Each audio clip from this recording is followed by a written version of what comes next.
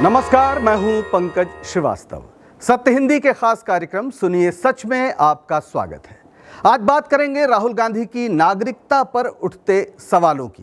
Allahabad high court ने उनकी नागरिकता पर सवाल उठाने वाली एक याचिका को खारिज कर दिया है। लेकिन सवाल यह है कि जिस शख्स की 5 पीढ़ियों का लेखा जोखा देश की जनता की आंखों के सामने है, उसकी नागरिकता पर सवाल उठा ही क्यों, वो भी एक बार नहीं बार बार। बीते 10 साल से राहुल गांधी को किसी न किसी बहाने घेरने की कोशिशें क्यों हो रही हैं? क्या सरकार राहुल से डरती है? डरती है तो क्यों डरती है? खतरा क्या है? मिलेंगे इन तमाम सवालों के जवाब, बशर्ते आप ये वीडियो पूरा देखें। तो शुरू करते हैं कुछ खास तस्वीरों से जिनका रिश्ता हमारे देश के इतिहास से है। इलाहाबाद हाईकोर्ट, आप पहचान लीजिए, ये इलाहाबाद हाईकोर्ट है और ये है वो स्वराज भवन और इधर है आनंद भवन। कभी स्वराज भवन में रहने वाले प्रसिद्ध वकील मोतीलाल नेहरू इसी इलाहाबाद हाईकोर्ट में प्रैक्टिस किया करते थे।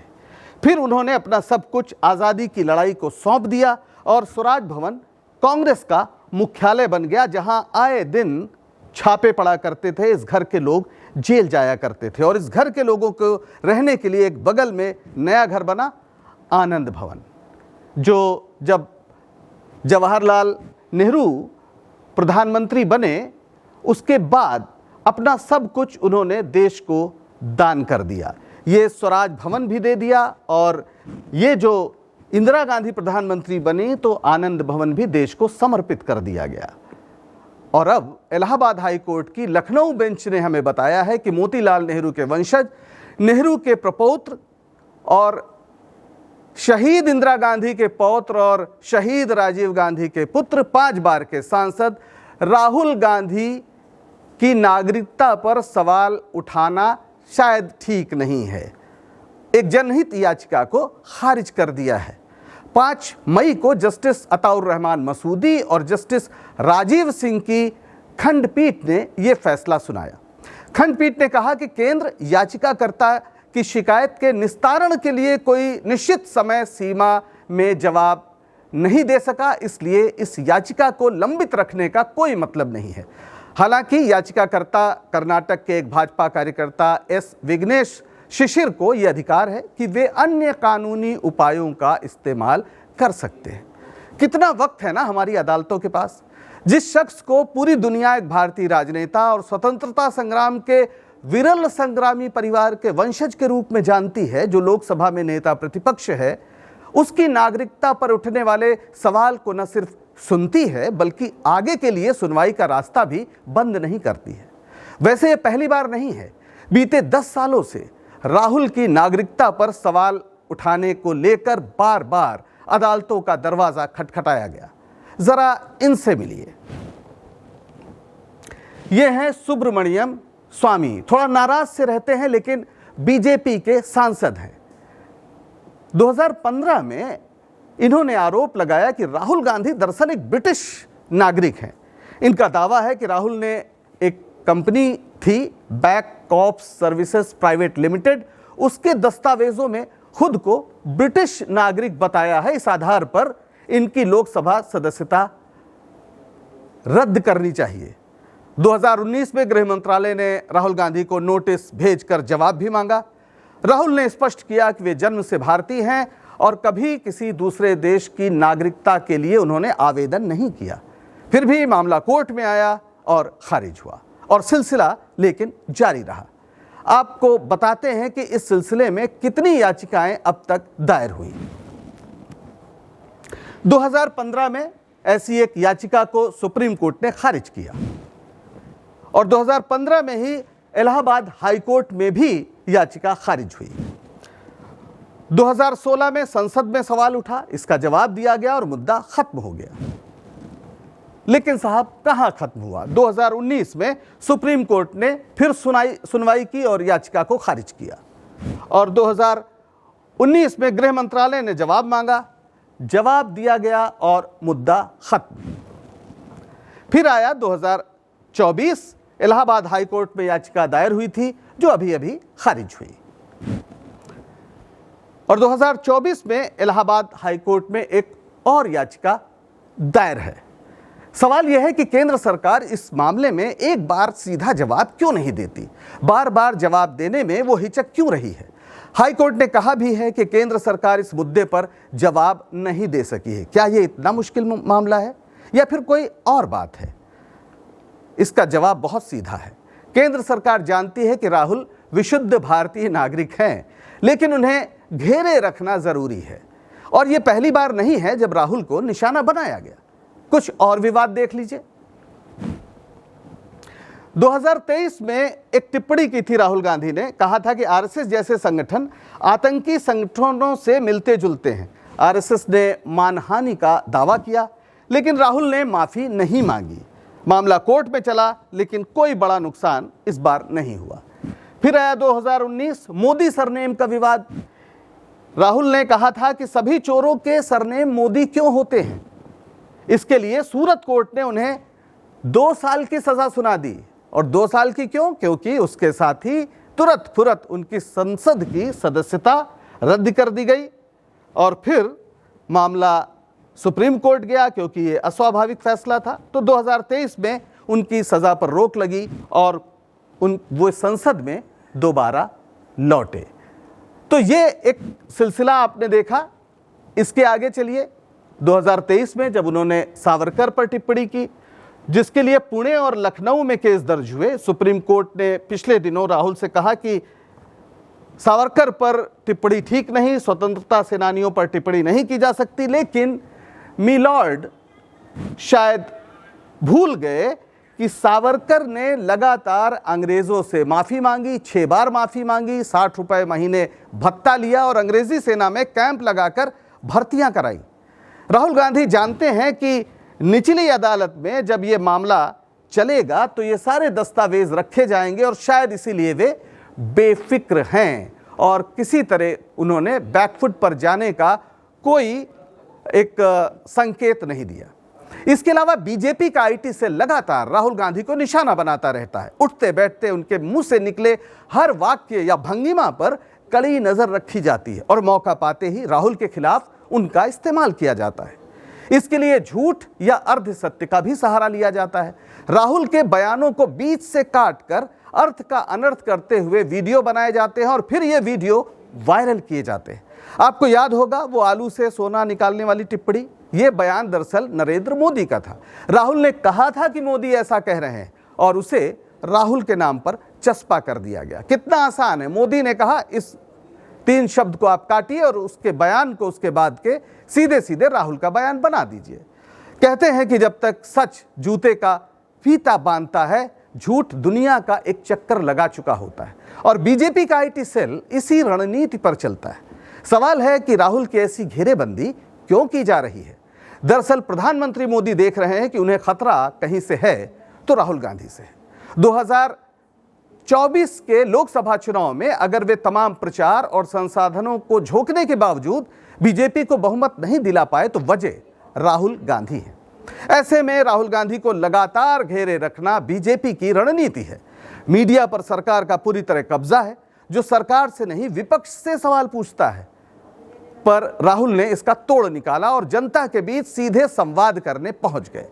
ये तस्वीर आपको याद होगी, राहुल गांधी की तस्वीर भारत यात्रा की। इस यात्रा ने देश का माहौल पूरी तरह बदल दिया था। जब सत्ता पक्ष सांप्रदायिक ध्रुवीकरण को अपनी राजनीति की पूंजी बना चुका है, ऐसे में एक शख्स नफरत के बाजार में मोहब्बत की दुकान खोलने का आह्वान करते हुए कन्याकुमारी से कश्मीर तक पैदल चला। इस यात्रा के दौरान न वोट मांगा गया और न अन्य किसी स्वार्थ की बात की गई। सिर्फ लोगों को याद दिलाया गया कि यह बुद्ध और गांधी का देश है। यहां नानक, कबीर और रैदास की वाणी गूंजती है। इसे गोडसे के नफरती विचारों की भूमि नहीं बनने देना चाहिए।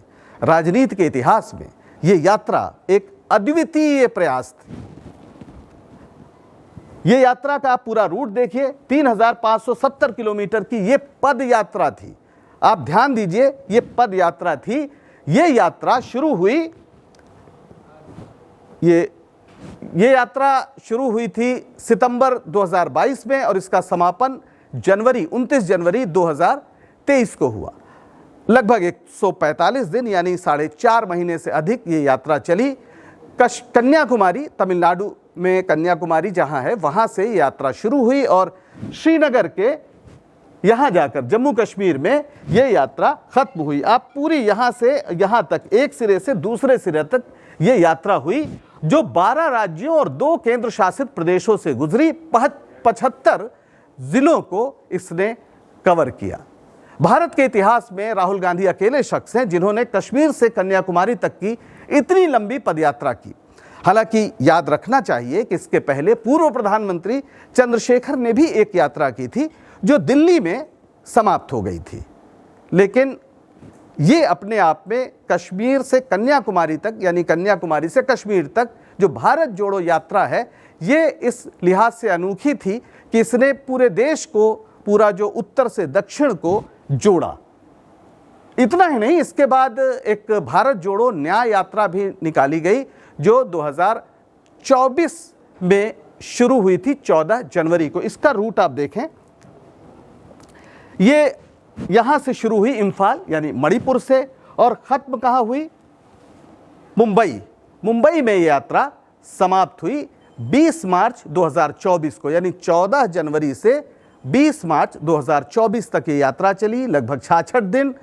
और जैसा मैंने बताया, इसका समापन मुंबई में हुआ और प्रारंभ मणिपुर वही जो जल रहा है और जहां प्रधानमंत्री मोदी जी जाने का कोई वक्त आज तक नहीं निकाल पाए हैं, लेकिन राहुल गांधी वहां कई बार गए और फिर यह यात्रा भी शुरू की उन्होंने।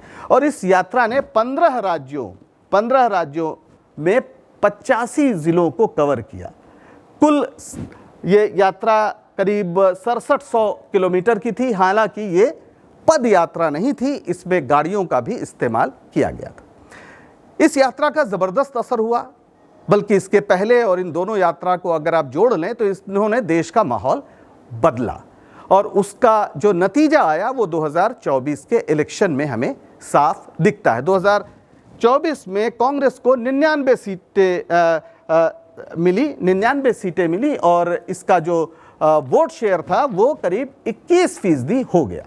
इसके पहले 2019 में 52 सीटें मिली थी और 19.5% इसका वोट शेयर था और 2014 में 44 सीटें मिली थी और वोट शेयर था 19.3%। यानी सीटें लगातार बढ़ती गई और वोट शेयर भी 20% के आसपास बना रहा। तो 2024 के बाद हुआ यह कि महाबली मोदी जो 400 सीट पाने का दावा कर रहे थे, वो पता चला कि 240 पर सिमट गए और नीतीश और चंद्रबाबू नायडू पर उन्हें मोहताज होना पड़ा, उन पर निर्भर होना पड़ा। तो कांग्रेस का वोट चूंकि 20% के आसपास बना हुआ है, तो ये खतरा बीजेपी और आरएसएस को परेशान कर रहा है कि अगर राहुल गांधी की लोकप्रियता बढ़ी तो फिर मामला गड़बड़ हो सकता है। राहुल गांधी नेता प्रतिपक्ष तो हैं ही, जन भावना के हिसाब से प्रधानमंत्री मोदी का विकल्प भी है और साथ में ऐसे तमाम मुद्दे उन्होंने उठाए जिनका शुरू में बीजेपी ने मजाक उड़ाया, लेकिन बाद में राहुल गांधी सही साबित हुए। जैसे कि कुछ हम उदाहरण देखते हैं। नोटबंदी 2016 में राहुल ने इसे आर्थिक आपदा कहा और छोटे व्यापारियों की मुश्किलों को उठाया। आज कई अर्थशास्त्री मानते हैं कि नोटबंदी एक गलत कदम था। यह तस्वीर आपको याद होगी जब एटीएम के सामने लंबी लंबी लाइनें लगी थी, लोगों के पास पैसा नहीं था, काफी परेशानी हुई थी और यह कहा गया था कि इससे आतंकवाद समाप्त हो जाएगा, इसका अर्थव्यवस्था पे बहुत अच्छा असर पड़ेगा, लेकिन ऐसा कुछ नहीं हुआ। इसके बाद आप आते हैं आगे तो कोरोना महामारी 2020 में जब कोरोना की आहट थी तब राहुल गांधी ने संकेत दिया था, कहा था कि हमें तैयारी करनी चाहिए। तब संसद में तत्कालीन स्वास्थ्य मंत्री डॉक्टर हर्षवर्धन ने कहा कि राहुल गांधी परिवार शब्द इस्तेमाल किया था कि गांधी परिवार देश को डरा रहा है। और मोदी जी वहां ट्रंप के स्वागत में गुजरात में बड़ा आयोजन कर रहे थे, नमस्ते ट्रंप, खूब दुनिया भर के हवाई जहाज भारत में उतर रहे थे और उस समय राहुल गांधी ने चेताया था। नतीजा, कोरोना की ऐसी लहर उठी कि चारों तरफ आपको याद होगा किस तरह से लोग बीमार पड़े, किस तरह शमशानों में, कब्रिस्तानों में जगह नहीं बची। राहुल ने सरकार की तैयारियों पर सवाल उठाए, ऑक्सीजन की कमी, वैक्सीन की कमी का सवाल उठाया और ये सारी चेतावनियां जो राहुल गांधी दे रहे थे वे सब सही साबित हुई। अब आइए एक और चलते हैं। कृषि कानून, ये जब 2020-21 में एक लंबा किसान आंदोलन, आपको याद होगा कि किस तरह लगभग साल भर दिल्ली की सरहदों को घेर कर देश का किसान बैठा था। सरकार कह रही थी कि ये किसानों के हक में ये बिल है। राहुल ने उस समय किसान आंदोलन का समर्थन किया और कहा कि ये कानून कॉरपोरेट्स के लिए है, सरकार को आखिरकार ये कानून वापस लेने पड़े। एक लंबे आंदोलन के बाद किसान संगठनों का दावा है कि तकरीबन 700 किसान इस आंदोलन में शहीद हुए। और ताजा मामला जाति जनगणना। राहुल ने ओबीसी और दलित समुदायों के लिए जाति जनगणना की जरूरत बताई ताकि उनको उनकी आबादी के हिसाब से हक दिया जा सके। बीजेपी ने लगातार मजाक उड़ाया। प्रधानमंत्री मोदी ने तो यहां तक कहा कि ये अर्बन नक्सल्स की मांग है और इससे देश की एकता प्रभावित होगी, ये देश को खंड खंड करना चाहते हैं। लेकिन आपको पता होगा कि कुछ दिन पहले पूरा यू टर्न लेते हुए मोदी सरकार ने ऐलान किया कि जाति जनगणना होगी। यानी राहुल गांधी की बात एक बार फिर सही साबित हुई। तो राहुल गांधी अपने एक आइडियोलॉजिकल पोजीशन से लगातार इस सरकार को शर्मिंदा करते नजर आ रहे हैं और अपनी मांगों और अपनी व्याख्याओं की जो बड़ी लकीर वो खींचते हैं उसके सामने प्रधानमंत्री मोदी कई बार छोटे नजर आते हैं। तो राहुल की नागरिकता पर सवाल उठाना एक रणनीति जरूर है बीजेपी की, लेकिन ये शहीदों की शहादत का भी अपमान है, देश के लिए सब कुछ कुर्बान करने वालों का अपमान है। ये मैं क्यों कह रहा हूं? ये दो तस्वीरें देखिए, आप खुद समझ जाएंगे। राजीव गांधी और इंदिरा गांधी। दुनिया में शायद ही कोई ऐसा उदाहरण हो जहां इस तरह से मां बेटों की शहादत देश की एकता और अखंडता के नाम पर हुई। जब इंदिरा गांधी की शहादत हुई थी तो राहुल गांधी महज 14 साल के थे। पूरा परिवार खालिस्तानी आतंकवादियों के निशाने पर था। इसलिए 1981 के बाद से ही उन्हें सुरक्षा कारणों से दून स्कूल से हटाकर घर पर ही पढ़ाया जा रहा था। सुरक्षा कारणों से ही उन्हें दिल्ली विश्वविद्यालय के सेंट स्टीफेंस कॉलेज की पढ़ाई बीच में छोड़नी पड़ी। वे हार्वर्ड विश्वविद्यालय गए, लेकिन 1991 में लिट्टे आतंकवादियों ने जब राजीव गांधी की हत्या कर दी तो उन्हें हार्वर्ड भी छोड़ना पड़ा। इसके बाद राहुल को अपना नाम बदलना पड़ा। जी हां, फ्लोरिडा के रोलिंस कॉलेज में उन्होंने राउल विंची के नाम से दाखिला लिया। ध्यान दीजिए, राउल विंची। और 1994 में इसी नाम से उन्होंने ग्रेजुएशन पूरा किया। फिर इसी छद्म नाम से उन्होंने कैम्ब्रिज विश्वविद्यालय के ट्रिनिटी कॉलेज से डेवलपमेंट स्टडीज में एमफिल भी अपनी पूरी की। यानी अपनी इस पूरी शिक्षा दीक्षा के दौरान वो अपने नाम से पढ़ाई भी नहीं कर सके क्योंकि सुरक्षा का खतरा था। इसके बाद पढ़ाई पूरी करने के बाद लंदन में मॉनिटर ग्रुप में 3 साल तक राहुल गांधी ने काम किया। वहां भी उन्होंने राउल विंची नाम का उपयोग किया ताकि उनकी असली पहचान सहकर्मियों से छिपी रहे। आखिर राहुल को ऐसा क्यों करना पड़ा? दरअसल इंदिरा गांधी की हत्या के बाद की परिस्थितियों के मद्देनजर 1988 में प्रधानमंत्री और उनके परिवार की सुरक्षा के लिए एसपीजी, स्पेशल प्रोटेक्शन ग्रुप का गठन हुआ था। यानी राहुल जहां भी पढ़े लिखे इस एसपीजी के सुरक्षा के साए में रहे। वे छद्म नाम से पढ़ाई कर रहे हैं, यह सरकार की जानकारी में ही नहीं बल्कि सुरक्षा एजेंसियों के सुझाव पर ही हुआ होगा। अगर कोई कल ये कह दे कि राहुल का असल नाम तो राउल विंची है या उनकी डिग्री फर्जी है क्योंकि कॉलेजों या विश्वविद्यालय में राहुल गांधी के नाम पर कोई डिग्री जारी ही नहीं हुई, तो संभव है कि हमारी अदालत उसकी भी सुनवाई करे और उसे करना भी चाहिए, लोकतंत्र है। पर केंद्र सरकार असली बात क्यों नहीं बताता, क्यों टाल मटोल करता है? दरअसल एंटायर पॉलिटिकल साइंस वाली डिग्री का जब बोलबाला होगा तो असल डिग्री वाले बस यूं ही परेशान होते रहेंगे। आज के लिए बस इतना ही। लाइक करें, सब्सक्राइब करें और शेयर करें। आशा है सच बताने का हमारा यह प्रयास आपको पसंद आ रहा होगा। दीजिए इजाजत और बने रहिए सत्य हिंदी के साथ। नमस्कार।